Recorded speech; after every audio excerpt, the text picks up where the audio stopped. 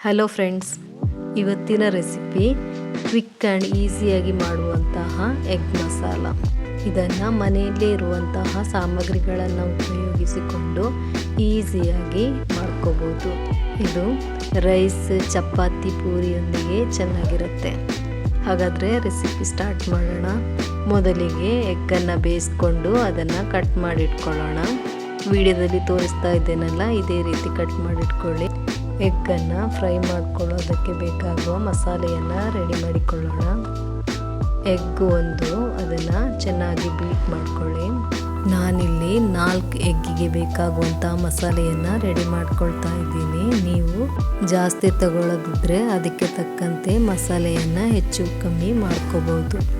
1/2 tablespoon pepper powder, 1/2 table spoon cornflour, ರುಚಿಗೆ ತಕ್ಕಷ್ಟು ಉಪ್ಪು, 1 ಪಿಂಚ್ ಟರ್ಮರಿಕ್ ಪೌಡರ್. ಇದನ್ನೆಲ್ಲ ಚೆನ್ನಾಗಿ ಮಿಕ್ಸ್ ಮಾಡ್ಕೊಳ್ಳಿ. ಕೊನೆಗೆ 1 ಟೇಬಲ್ ಸ್ಪೂನ್ ಸಣ್ಣದಾಗಿ ಕಟ್ ಮಾಡಿದ ಆನಿಯನ್ ಹಾಕ್ಕೊಂಡು ಚೆನ್ನಾಗಿ ಮಿಕ್ಸ್ ಮಾಡ್ಕೊಳ್ಳಿ. ನಾವು ಆವಾಗಲೇ ಕಟ್ ಮಾಡಿಕೊಂಡಿಟ್ಟಂತಹ ಎಗ್ಗನ್ನು ಇವಾಗ ಮೀಡಿಯಮ್ ಫ್ಲೇಮ್ನಲ್ಲಿ ಇಟ್ಕೊಂಡು ಫ್ರೈ ಮಾಡ್ಕೊಳ್ಳೋಣ. 2 ರಿಂದ 3 ಟೇಬಲ್ ಸ್ಪೂನಷ್ಟು ಎಣ್ಣೆ ಹಾಕ್ಕೊಳ್ಳಿ. ಇದನ್ನು 2 ರಿಂದ 3 ನಿಮಿಷ ಫ್ರೈ ಮಾಡ್ಕೊಳ್ಳಿ. ಇದನ್ನು ಫ್ಲಿಪ್ ಮಾಡಿಕೊಂಡು 2 ಸೈಡು ಒಂದೇ ರೀತಿ ಕಲರ್ ಬರುವಂತೆ ಫ್ರೈ ಮಾಡ್ಕೊಳ್ಳಿ. ಇವಾಗ 2 ರಿಂದ 3 ನಿಮಿಷ ಆಗಿದೆ. ಇಷ್ಟು ಫ್ರೈ ಆದರೆ ಸಾಕು. ಇದನ್ನು ತೆಗೆದು ಒಂದು ಸೈಡಿಗೆ ಇಟ್ಕೊಳ್ಳೋಣ. ಅದೇ ಪ್ಯಾನಿಗೆ 2 ಟೇಬಲ್ ಸ್ಪೂನಷ್ಟು ಎಣ್ಣೆ ಹಾಕ್ಕೊಳ್ಳೋಣ. 1 ಬೇ ಲೀಫ್, 3 ರಿಂದ 4 ಕ್ಲೋವ್ಸ್, ಆಮೇಲೆ 1 ಕಾರ್ಡಮಮ್ ಹಾಕ್ಕೊಂಡು ಸ್ವಲ್ಪ ಹೊತ್ತು ಫ್ರೈ ಮಾಡ್ಕೊಳ್ಳೋಣ. ನಂತರ 1 ಮೀಡಿಯಮ್ ಸೈಜ್ ಆನಿಯನ್ ಹಾಕ್ಕೊಂಡು ಚೆನ್ನಾಗಿ ಫ್ರೈ ಮಾಡ್ಕೊಳ್ಳಿ.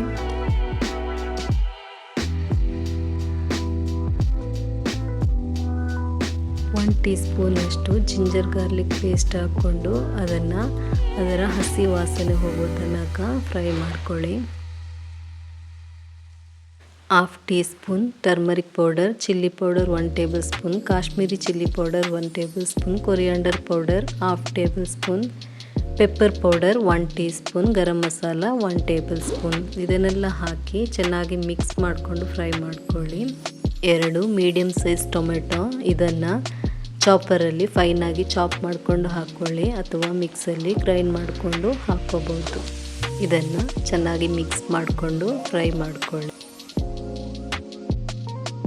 ಇದು ಚೆನ್ನಾಗಿ ಫ್ರೈ ಆಗಿದೆ. ಇದಕ್ಕೆ ಒಂದು 4-5 ಟೇಬಲ್ ಸ್ಪೂನಷ್ಟು ಕರ್ಡನ್ನು ಚೆನ್ನಾಗಿ ಮಿಕ್ಸ್ ಮಾಡಿಕೊಂಡು ಹಾಕ್ಕೊಳ್ಳಿ. ಇದನ್ನು ಲೋ ಫ್ಲೇಮ್ನಲ್ಲಿಟ್ಕೊಂಡು ಮಿಕ್ಸ್ ಮಾಡ್ಕೊಳ್ಳಿ. ಚೆನ್ನಾಗಿ ಮಿಕ್ಸ್ ಆದ ನಂತರ ಮೀಡಿಯಮ್ ಫ್ಲೇಮ್ನಲ್ಲಿಟ್ಕೊಳ್ಳಿ.